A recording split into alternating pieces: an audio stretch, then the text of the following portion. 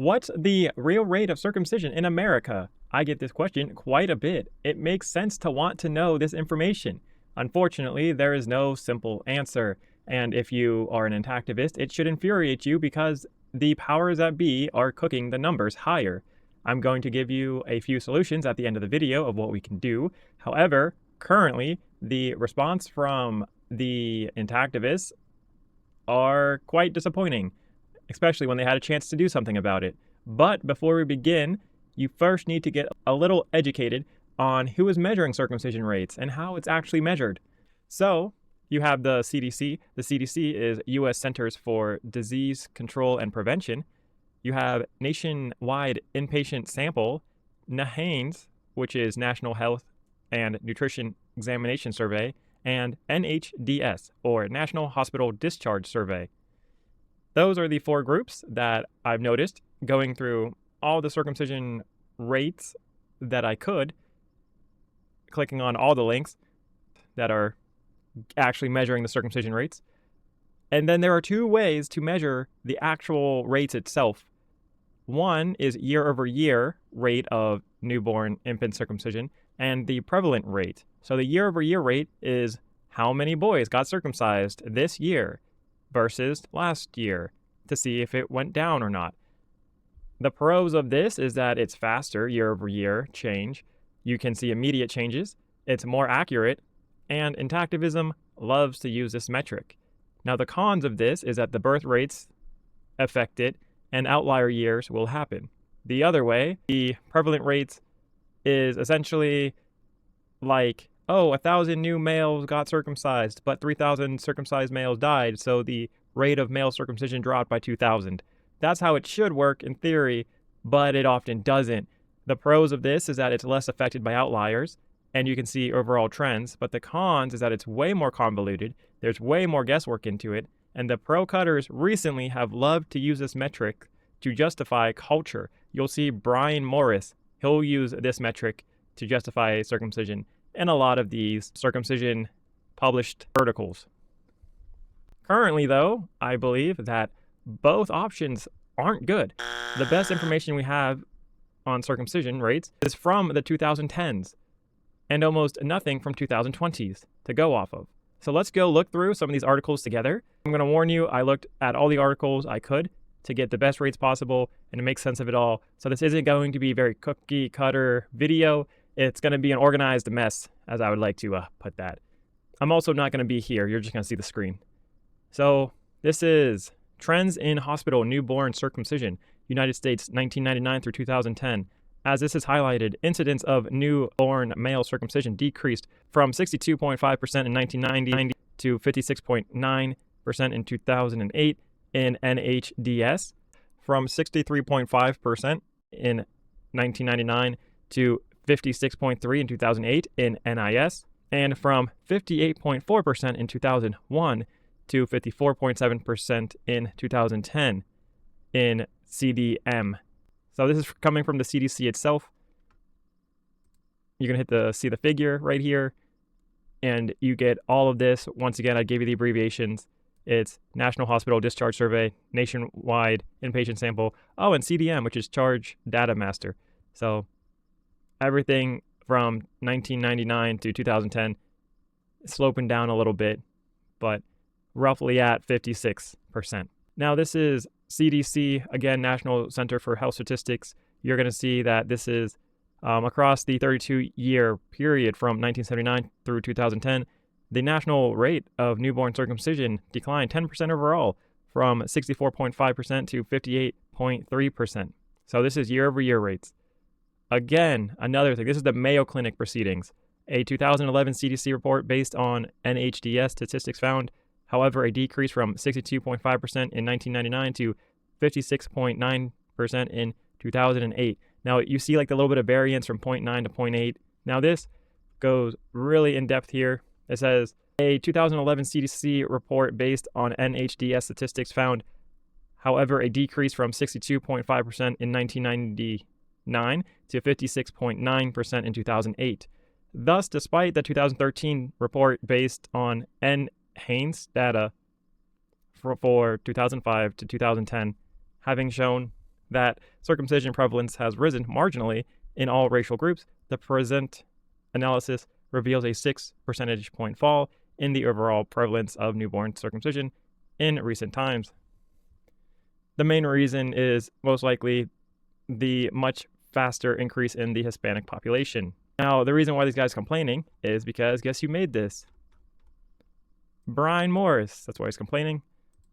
All right, once again, a 2011 CDC report based on NHDS statistics found a decrease from 62.5 in 1999 to 56.9% in 2008. So this is see the theme? It's very consistent, but once again, this is all based in like 2010s, like 2011, 2010. Again, in this article, this was published in 2018, but however, they're still using the 2010 data. This was dropped from 64.5% in 1979 to 58.3% in 2010. They just dropped 0.5%. I don't know why, but that's what they did. See, it was 0.9 here, but now it's 0.3. Again, this one here is the Great Circumcision Debate. This is updated August 2022. They again are using outdated information. Overall, the total U.S. hospitalization circumcision rate fell from 64.5% in 1979 to 58.3% in 2010, a decline of about 10%. This is very outdated. This is 15 years almost outdated. Now, this here is supposed to be like an up-to-date world population, right? Circumcision rates by state 2024.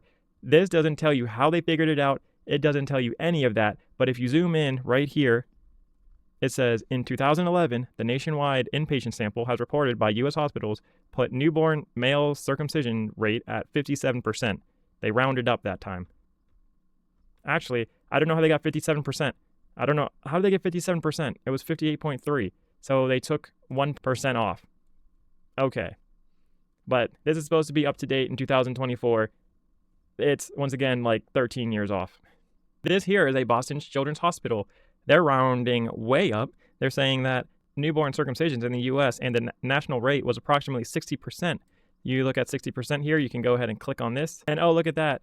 The page actually isn't even found. So that's great.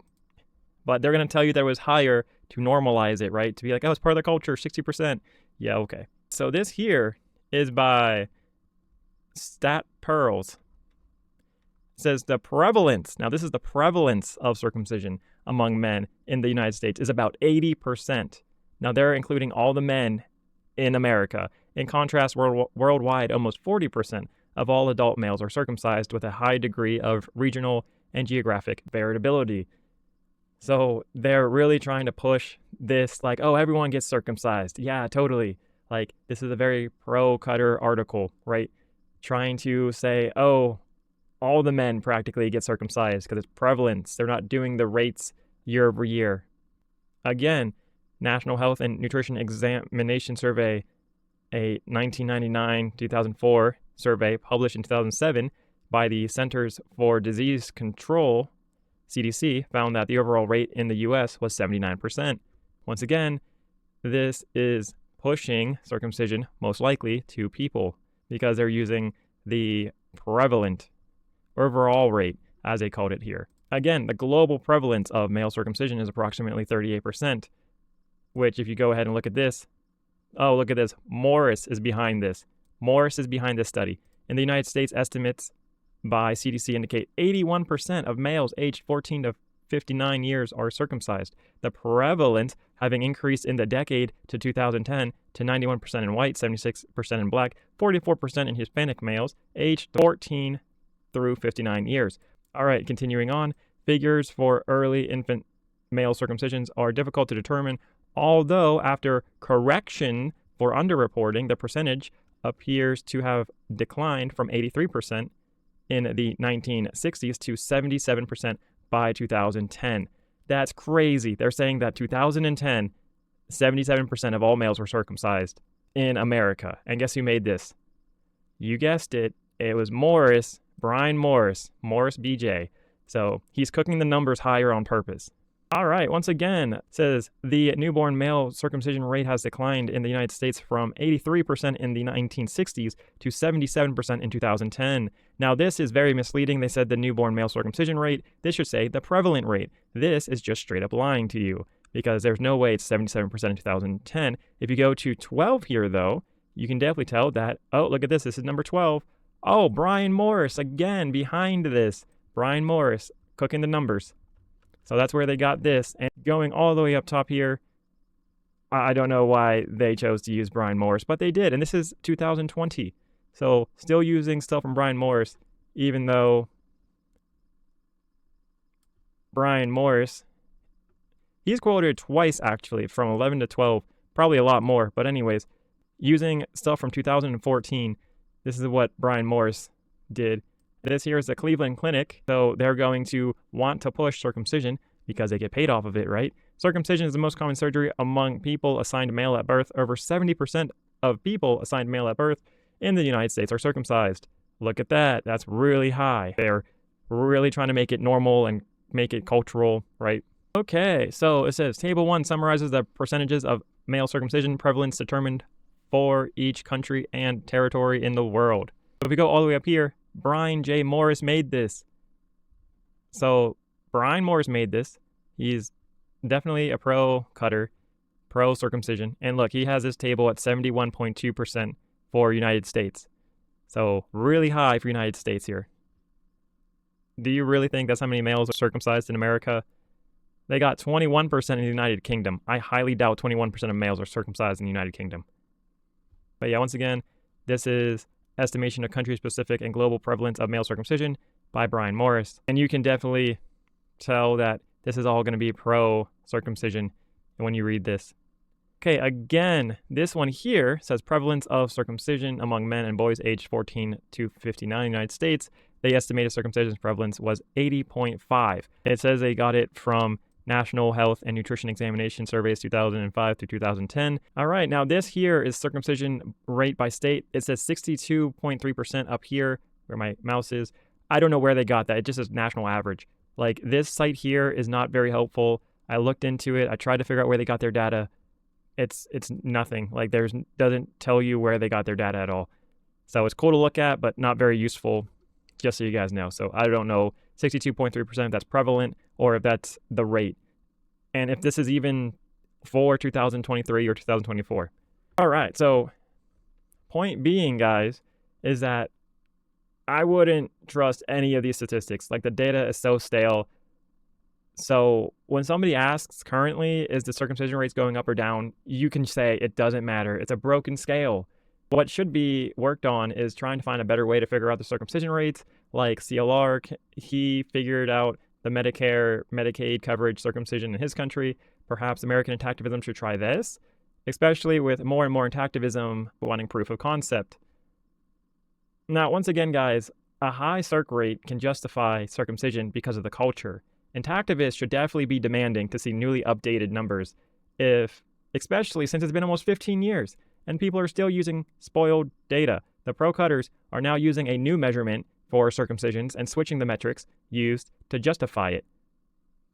The use of outdated justifications for circumcision could be the downfall of the cutting circumcision machine.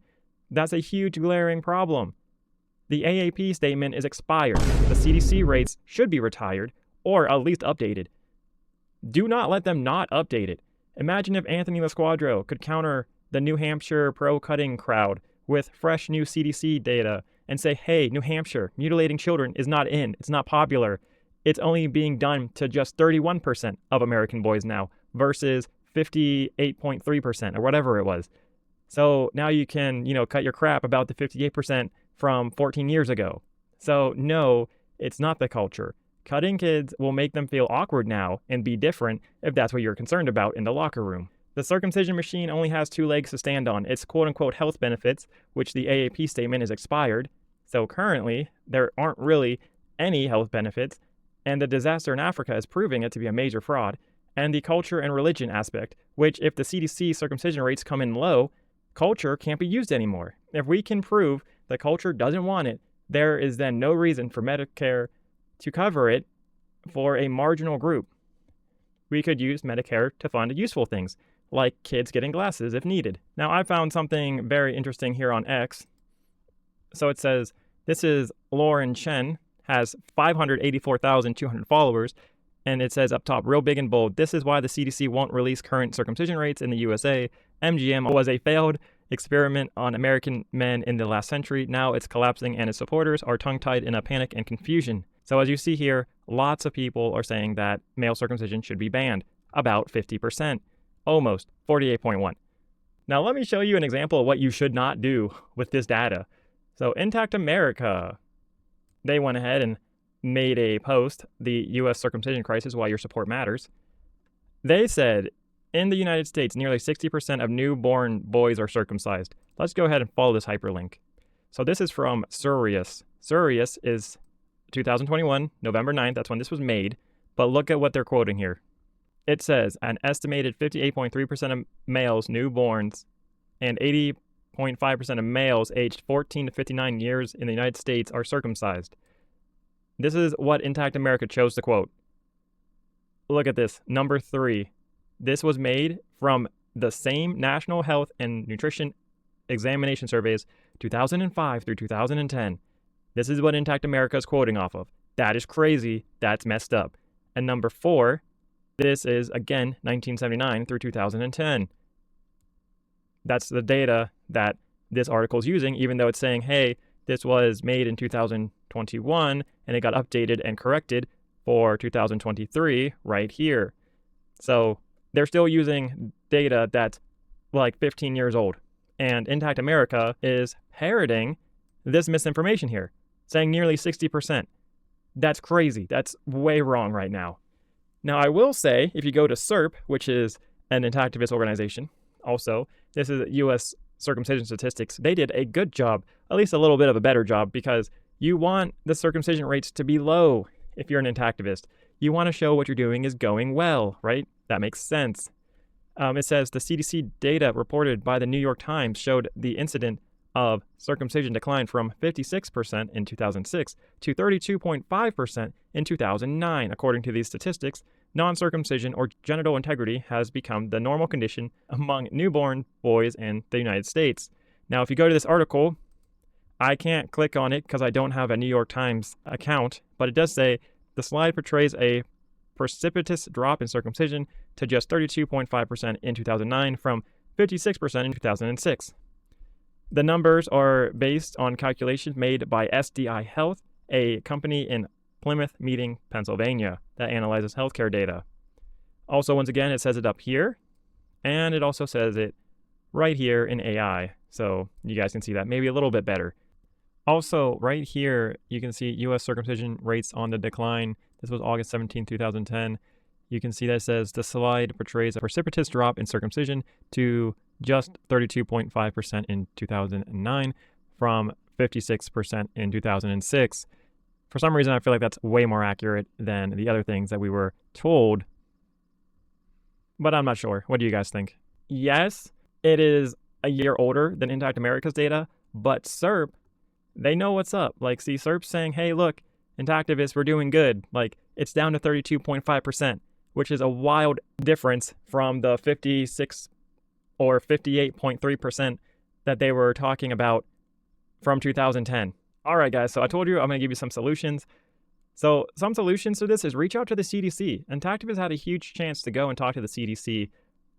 And how many took the chance to actually go and message them? According to this poll, only 4 of them.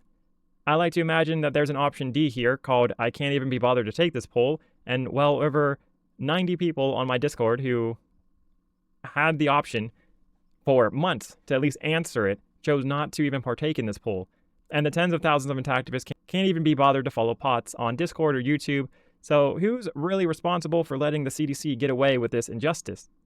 You can blame the CDC if you want, but that's not going to solve anything, especially if intactivists don't do everything in their power to remind the CDC, like, hey, do your job. Like, we care. Us, the people, we care about what you're putting out. Like, put some pressure on them. If you ask me, I say we should all share the blame equally for this. You can also go to the CDC's X or Twitter account, because they have one, and raise awareness.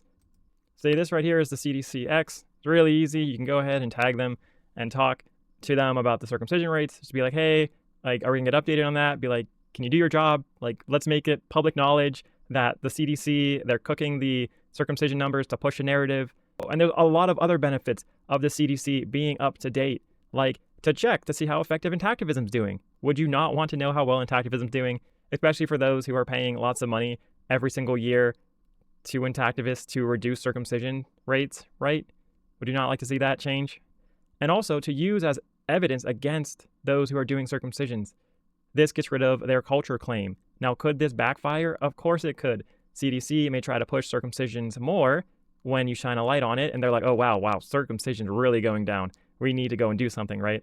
Or maybe the rates are going up, but this would just make the intactivists look bad and signal that, hey, intactivists, you're failing to do your job. We need to go ahead and make a new plan. So in the short term, it might hurt a little bit, but long term, it's going to help make a better plan because we know that the plan that we're using now isn't working. And it really wouldn't hurt or help the pro-cutters, to be honest, because they already claim that it's a culture thing. So if it goes up to 65%, okay, they're still going to be like, okay, well, it's a culture thing. Also, another solution is that intactivists, you can do your own research. Intactivists can do their own research and use that published data in their records and be like, oh, we did a brand new infant circumcision rate for us, and we went to like 1,000 hospitals, and this is what we got. And circumcision rates are down, like they're down to 25% in America. You know, that would be really big. And you could use that in the court systems. And like, you know, why are we paying certain intactivist groups, especially those groups who are making absurd donations? Like, go to your favorite intactivist group and show this video. Bare minimum, these groups should be messaging the CDC. The only group I know that supposedly talked to the CDC is Unaltered, which I know some people have issues with them, but what other group is talking to the CDC about this? Where is the circumcision is a fraud in other groups? Alright guys, that is all what I have. I know this is a bit of a longer video, but thank you so much for watching. If you have any questions, comments, or concerns, please let me know down below. Bye!